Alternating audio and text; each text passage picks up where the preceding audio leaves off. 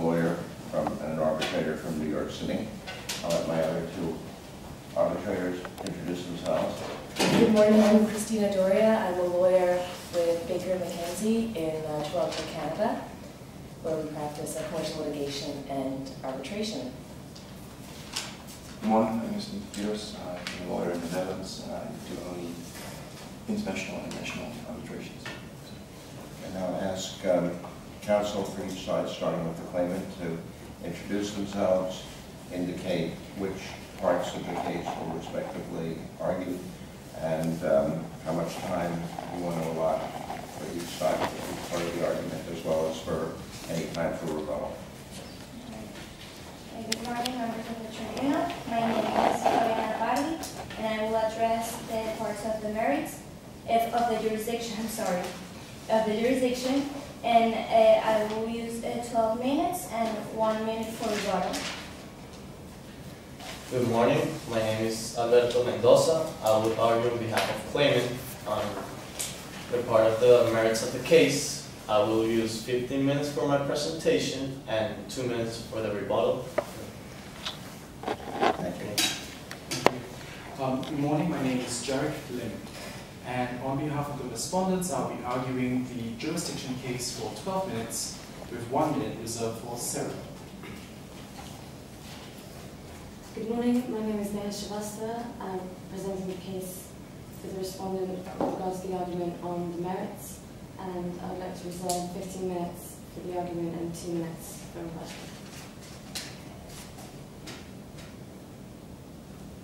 Very good. And on the issue of jurisdiction, do the parties have an agreement as to who's going to go first?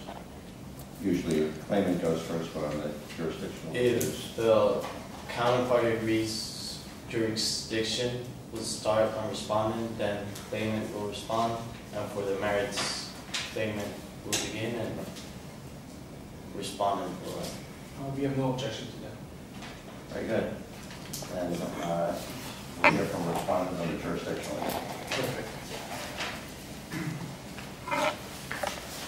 Good morning, honorable members of the tribunal. My name is Jerrick, and along with my colleague, Ms. Neha Srivastava, we present the case for the respondent, Equatoriana Control Systems Incorporated. I will be speaking for 12 minutes on the question of jurisdiction. I will make 3 submissions to this effect. Our first submission is that the facts and circumstances surrounding this case give rise to justifiable doubts as to professor presiding arbitrators' impartiality and independence. My second submission concerns the legal basis as to our challenge of Dr. Elizabeth Mercado's participation in this arbitral tribunal. In this arbitral reference. And my final submission is that for the clarification of the tribunal, any issue surrounding bribery in the damages will be dealt with in the merits, as we believe that's where it should be dealt with. So you're dealing with 2 issues, justifiable doubts and reasons why you think that Dr. Mercado should withdraw. If I may proceed my first submission, we believe that there is a personal and professional nexus between Professor Presiding Arbitrator and Dr. Elizabeth Mercado. In terms of the professional relationship, Professor Presiding Arbitrator, Dr. Elizabeth Mercado was only informed of the job that she currently holds at the Nubian University in the law faculty as a result of Professor Presiding Arbitrator's secretary calling her. We also submit that as part of this public application process, she did not know about it until later. She also teaches some of the lectures at the international trade law, lectures that Professor Presiding Arbitrator teaches as well. And we submit that ultimately there seems to be a positive effect of a career based purely upon the interactions between Professor Presiding Arbitrator and Dr. Elizabeth Mercado. Her career has been advanced by Professor Presiding Arbitrator's repeated intervention. Counsel, just to get us oriented as to what the standard is that we should be applying. I have used the word justifiable doubts in your introduction. Is that the standard that we should be applying in terms of determining whether any counsel should be asked to withdraw? Yes, we submit the standard used by CTAC rules as well as in previous cases concerning this sort of challenge. Is a challenge to counsel provided for in the CTAC rules? Well, no. We respectfully agree that the CTAC rules do not have an explicit provision as to this sort of challenge. However, we submit that this arbitral tribunal does in fact have an inherent power to deal with questions of exclusion of counsel. So I'm having difficulty, counsel, with the idea that this tribunal has an inherent power. The way I see it is this tribunal has power due to a contractual agreement between the parties.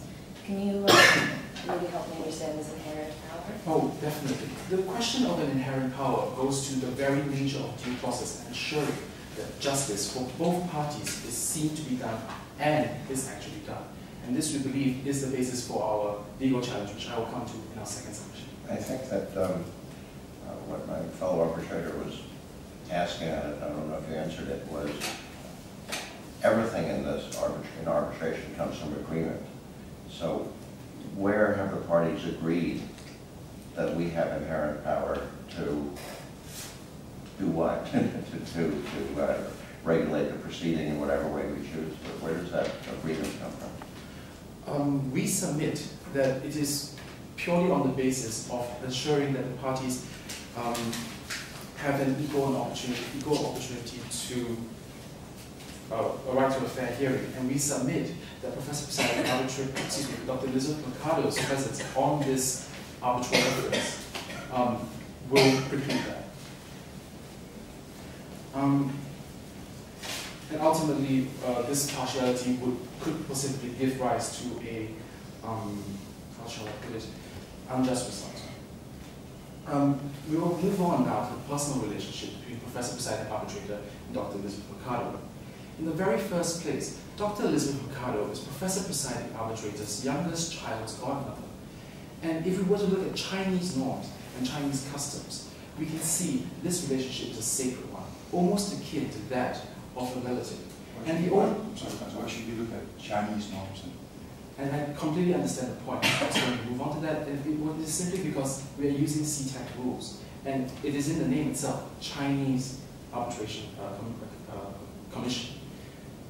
So we submit that Professor Presiding Arbitrator, by submitting himself to CTAC rules, has to have an awareness that in the eyes of the parties, that these norms should at least be applicable to himself. So I mean, would you go so far as to say that Dr. Mercado was choosing the godparent for their child, he should consider at some future point he might use the CTAC rules, and then that would, you know, affect his relationship? I mean, it could really mean nothing in certain cultures, being a godparent. That is definitely one opinion, that it could mean almost nothing, but it doesn't mean almost nothing. It is a relationship that is even found in Christian tradition, in the Catholic Church, in the Anglican Church. This is, the godparent relationship is so close and so intimate that we submit that as a result of Dr. Elizabeth Mercado's elevation to the status of godparent, that she must have some special place in Professor Presiding Arbitrator's family. Counsel, considering the IVA guidelines for a minute, what color is this? Is this a red, yellow, green, and what's your authority for saying that that's the grade of concern we should have? Thank you very much for your question, Professor Presiding Arbitrator. Well, under the IVA guidelines, we believe that this falls under the orange list on point 3.3.6. It states that there is a close familial relationship outside of a professional setting. I summarize this. But we submit that this is evidence that there is, in fact, a close familial relationship. I've got a question. This morning I woke up and I thought the place of arbitration was in Havana. Would you please tell us what is the norm of how is it, what is the role of a godmother in Havana? Because you told about it in China, but we're not in China. No, I completely understand the point made, but we're suggesting merely that the godmother in many cultures, not just Chinese, but also in Christian tradition, namely the Catholic and Anglican Church and so on, that that the godmother relationship is so important and so sacred that it constitutes a certain favorable position that might be given to the person in question, and that gives justifiable doubts. Actually, you're very close to your end of your 12 minutes, I believe, at least looking at that clock up there. Could you address in the time you have, if there are any authority, cases, rules, whatever, that will help us in deciding how to appraise this God-mother relationship? Thank you very much for your question, Professor Presiding Arbitrator, and we will move ahead to that in our third submission, which is that inherently, the arbitrator has a duty to disclose. And we look at the case of Srivastava, which was an ICSID case. And in that case, they found that the tribunal had inherent power to control its own proceedings. Did you find that the tribunal had inherent power because of the ICSID convention, which is quite different than any of the laws that we have here? We submit that as part of CTEC's rules, the arbitration tribunal does in fact have inherent power to exclude counsel if it sees fit and if there are circumstances which permit them to do so. And we submit that Professor Presiding Arbitrator, in his lack of disclosure under Article 29 of CTEC, has given rise to a certain air of mistrust. And if Professor Presiding Arbitrator finds that in his position, if Professor Presiding Arbitrator finds that in his position he needs to disclose, we can proceed from there.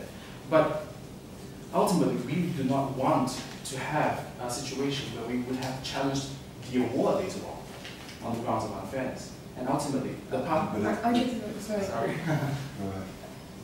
No, that's okay. So aren't you the respondent?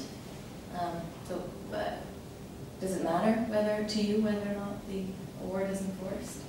Don't you want an unenforceable award? Well, we actually do not want an award that would be going in our favor at all. We don't want an unnecessary challenge later on. Okay. So in the interest of costs, in the interest of time, and in the interest of maintaining Professor Presiding Arbitrator's appointment in this arbitral tribunal, an appointment he received with the due agreement of both parties, we submit that it is much more expedient that Dr. Elizabeth Mercado be excluded from these hearings. I just want to deal with the expediency point for a second. This proceeding has been going on for a while. There's been briefs submitted on both sides. Presumably, Dr. Mercado has had input in terms of formulating the arguments today, even if she's not actually presenting them. What would you have this tribunal do if we've agreed with you? I mean, should we throw out the briefs and start from scratch with new briefing, or how do we deal with that? If we thought that she needed to recuse herself, given that a certain amount of water is under the bridge already. Ultimately, we submit that Dr. Elizabeth Mercado should simply be excluded from the hearings in question. And seeing as this is the first hearing, we actually haven't had as much contact as is necessary. It's merely the fact that this is the first hearing that we believe that she should be excluded, and from all subsequent hearings as well. So she's allowed to be part of the legal team to help claimant prepare on briefs? No. Well, I think ultimately we submit that we just do not want any further association from this point in time. We believe that. I think that's the clearer point on this. We do not want any further association that might take that might affect Professor Presiding Arbitrator's impartiality. Thank you, Councillor. I believe your time is up. Thank you very much. Good morning, members of the tribunal. My name is Fabiana Pardi, and His Majesty Counsel Alberto Mendoza. I will represent Mediterranean Conference Services in this case claim. Today, we're going to prove to this tribunal, first, that Dr. Mercado can continue her role on my client's legal team, and second, that respondent waived its right to challenge Professor Presiding Arbitrator. Regarding our first point, we must say that the respondent request has no legal basis.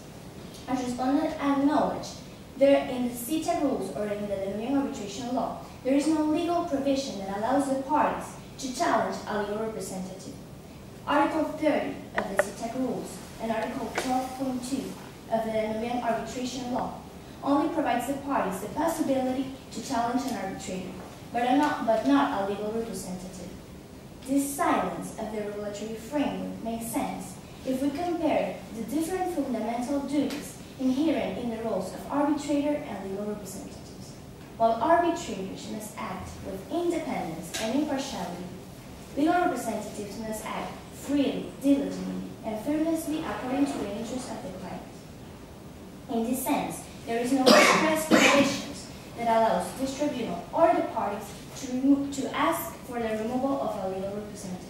What about the inherent power? Yes, Mr. Arbitrator. We recognize the inherent power of the tribunal that has been established in the case of Bratska against Slovenia of the Exit Tribunal. But in that case, this inherent power was based on Article 44 of the Exit Convention. And in any case, if this tribunal considers that this inherent powers is granted to the tribunal, we also have to look up to the case of Rompetrol against Romania of the same tribunal that established that this inherent power could only be exercised rarely when there exists a compelling circumstance. Understanding compelling circumstances when either of the parties is gaining an automatic and unfair advantage. And another question there. When you appointed Dr. Mercado, did you know about her relationship with our chair? Well, we knew that at the moment of the appointment, we knew of her broad knowledge and that she worked at the Danubian National University. But in any case, we didn't consider that this will affect, as we can see from the facts, that she was appointed on previous arbitrations where Professor President Arbitrator was part of also from the proceedings, and this didn't affect or cause any troubles in such decisions. So at this point, we think that the appointment of Dr. Mercado cannot be considered as an automatic and unfair advantage in these proceedings. Also, if we compare the facts from the Bratska case against Slovenia to this case, we can see that in the case of Bratska, the counsel was removed, but this decision was taken because in that case there was a compelling circumstance. This compelling circumstance was that in that case, the other party will only have 8 days to challenge the participation of the arbitrator.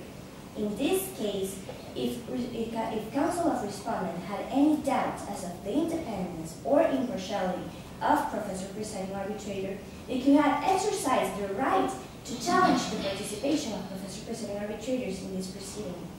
Counsel, do you think an analogy can be made between this case and the Nebraska case in the sense that counsel is being appointed after the jointly appointed chair has been chosen? And so you are actually later on in the proceedings. Madam Arbitrator, we consider that in this case, we appointed Dr. Mercado on August 30, and the hearings are taking place on March. In the Bratska case, on March, yes, in this year, 6 months later. But in the Bratska case, the counsel was appointed 2 years later, so we cannot consider that the facts in that case, there was a compelling circumstance. But in this case, counsel for respondent had actually the time and the possibility to challenge the participation of Professor President Arbitrator. They knew of the participation of Dr. Mercado on August 30. If we accept your position, do you think it might create a dangerous precedent so that a party may delay the proceedings and simply hiring a counsel who has a conflict of interest or who has relations that fit in one of the IDA guideline lists, and simply would require the other party to then start proceedings, spend money and time to remove the arbitrator? I understand your concern, Madam Arbitrator, but in the present case, we cannot consider that my client appointed Dr. Mercado as a dilatory tactic, and in any case, she was appointed on August 30. Therefore, counsel for respondent had until September 15 to submit the challenge to Professor Presiding Arbitrator, an issue that will not have delayed the proceedings and that will grant the possibility of respondent in the case they had any doubts as of the independence or impartiality of Professor Presiding Arbitrator to guarantee that the constitution of the tribunal will remain as both parties will serve. But in this case, since respondent specifically established that they will reserve the right to challenge Professor President Arbitrator, understanding the concept of reserving as to restore or retain for a future use, we can consider that if we look at it from another place, we can see that in any case the dilatory tactic will be from the Council of Respondent that instead of challenging on time, they are requesting at this moment the challenging as an alternative to if the tribunal did not issue a procedural order to remove Dr. Elizabeth Mercado. Sorry, I have a question that I just asked whether you know about the relationship between the chair and Dr. Mercado. And you said yes, we know at least about the relationship. But from your side, you did not disclose that to respondent and to find out itself. Is that something we should take into account, whether or not there are compelling circumstances? Yes, Mr. Arbitrator, we consider that if we read the IBA guidance, and in the Part 2, Paragraph 5, it establishes that non-disclosure cannot make an arbitrator partial or lacking of independence. It is only the facts or circumstances that he or she didn't disclose. Counsel for Respondent is really keen on the fact that Dr. Elizabeth Mercado is the godmother of one of Professor President Arbitrator's child. But we have to also consider that godmother is a relationship based on faith. So religion is the one that provides a definition for this, and it varies from culture to culture. So the fact that Dr. Elizabeth Mercado is close friend with Professor President Arbitrator doesn't mean that she is also a friend of Professor President Arbitrator. If we have our spouses may have friends that we don't know, and they frequently see each other, but it doesn't. I'm sorry. Are you suggesting that there's a Chinese wall within the family, and that the spouse, the wife of a chair, did not talk to our chair when appointing the godmother?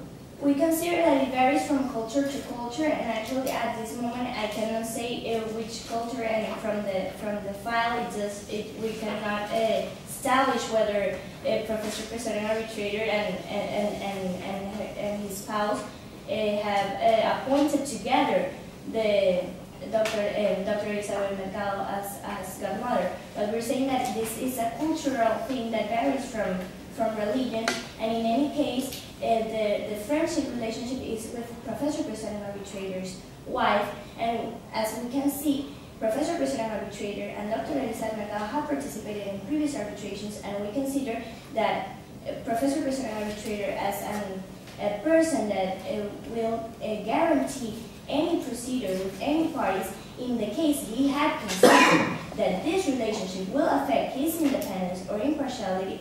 He would have disclosed that relationship, but we can consider that in the present case, it is clear that it does not represent an issue that affects his independence or partiality, and that he will maintain the due process and the right of a fair trial for both parties. We also have to emphasize that if this tribunal issues a procedural order and removes Dr. Mercado, my client's right to choose counsel will be jeopardized. Article 20 of the CITEC rules, of the rules that were chosen by the parties, by the will of the parties, guarantees the right of the parties to choose a legal representative.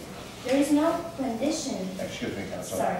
Isn't your legal representative the people who are actually arguing before this tribunal? In other words, the two of you. Does your legal representative include people, in the back office who might be doing some research or giving some advice? Because that could be a pretty large team. Of course, it is common that the representation of clients are large teams. But if we consider that the right of choosing counsel is only at stake, if you remove one counsel, then we have to consider that the legal team is only constituted by one representative. We consider that as a whole team, Dr. Mercado was appointed because of her broad knowledge, and she is an important part of our legal team. Therefore, even though she is not at this hearing, her job at the back at backstage, let's say, it's fundamental for her team because the right to choose counsel. Sorry, Mr. Arbitrator. I've got a question. What about, is she the only one in the world with this kind of expertise? Would it be possible for you to replace her on your team with another with another specialist in this field? We consider that the right to choose counsel being an essential principle of the right of a fair trial means that parties can choose whomever they see as a possible, they may choose a legal representative as they see fit. In this case, Dr. Macau, because of her knowledge, because of her personal and her treat to the client, we can say that it's when you appoint a legal representative, you evaluate a series of facts.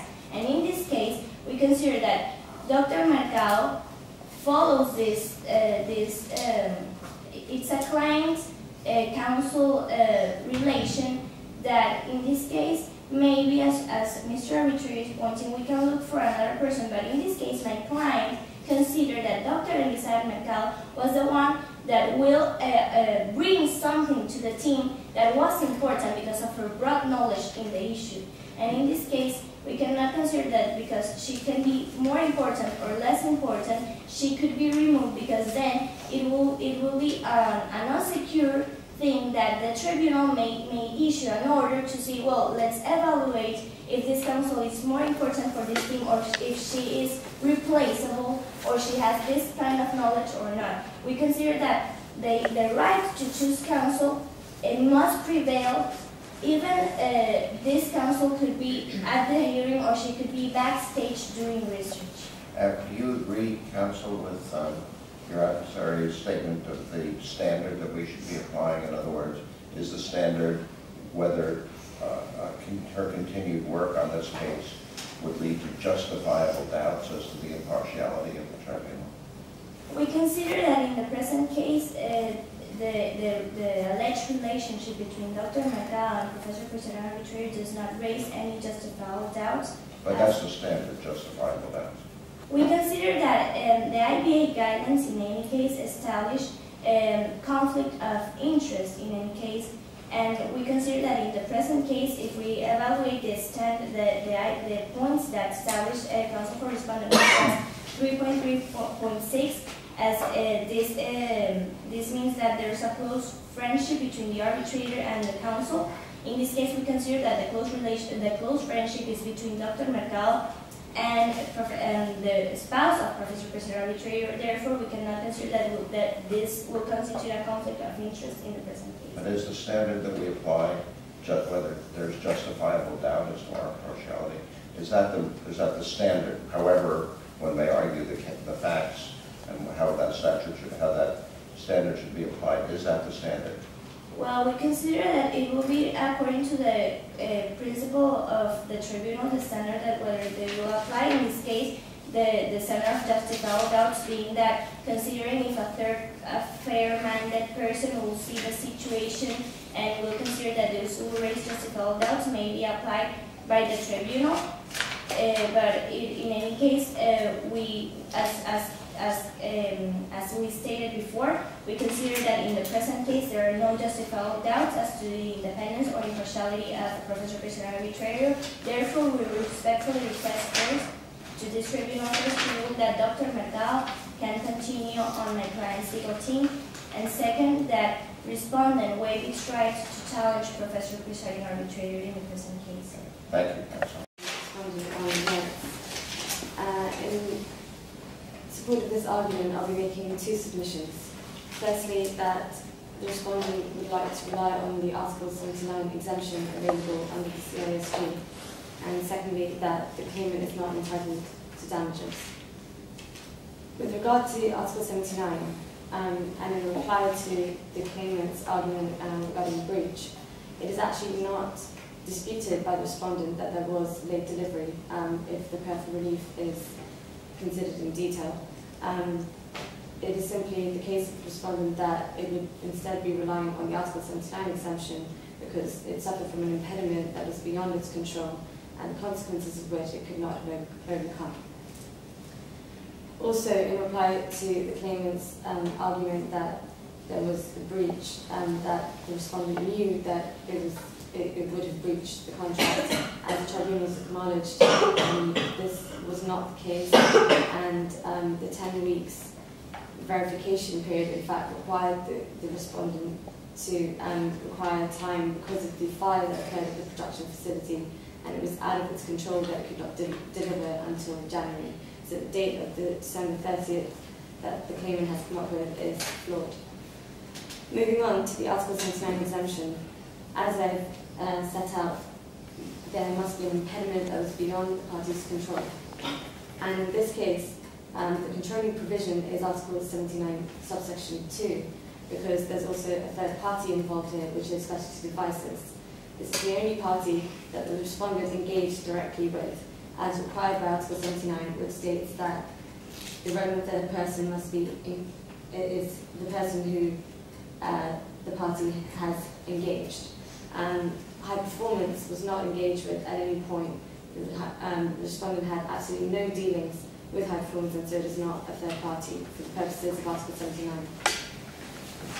Counsel, couldn't your client have done something to push High Performance to deliver these chips, find out what the problem was, get a more reasonable allocation of chips so that you could have gotten the chips a bit earlier? It is admitted that the respondent, in fact, couldn't have done this. The only possibility was for Specialty Devices to negotiate. However, the chips had already been sold to Technical Solutions. But Specialty Devices did actually go to Technical Solutions and even offered a higher price to acquire the chips, but it refused. So the Specialty Devices, relevant third party in this case, did take reasonable steps to overcome the consequences of the impediment. I guess the part that I don't understand is why you folks didn't call up Specialty Devices and said, look, if you don't deliver these chips, we're going to get sued for $600,000+. We're going to sue you for $600,000+. Don't you think we ought to call High Performance together, tell them that at the end of the line they're going to be sued for $600,000+, and do something to make them more reasonable? It is conceded that that may have been convenient and possibly a practical move. However, as far as the law is concerned, as far as Article 79 is concerned, Specialty Devices is the party that had to take the reasonable steps, and if it took the reasonable steps, then the respondent can rely on its reasonable steps as well.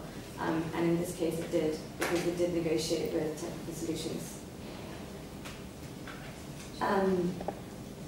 So if I may move on to the actual impediment, it is admitted that the fire was the impediment, and this is because it was an accident that was not foreseeable and not in the control of any of the parties.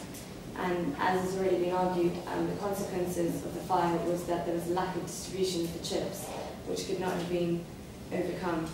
Counsel, yes. based on the record, couldn't it have been overcome with enough chips to deliver so that the respondent would have been able to satisfy the contract if they're